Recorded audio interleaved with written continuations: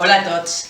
A Catalunya estem iniciant una revolució perquè es compleixin els drets dels nens i les nenes sordes. Tenen dret a una educació bilingüe i a tenir les mateixes oportunitats que els seus companys vidors. Estem constituint una plataforma, volem signar i escoltar. Denunciarem el Departament d'Ensenyament perquè no es compleix la llei de la llengua de signes catalana, aprovada ja al Parlament el 2010. La FESOCA, Federació de Persones Sordes de Catalunya, i APANSTE, Associació de Pares i Mares de Nens Sords de Catalunya, ens recolzen, així com un equip de lingüistes en llengua de signes i diversos professionals.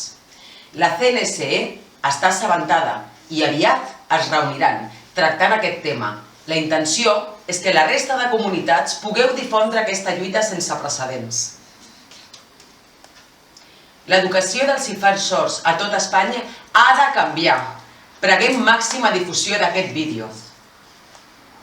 Podeu adreçar-vos a aquest correu indicant comunitat autònoma, dades familiars, nom, cognom i situació respecte a l'educació del vostre fill sord.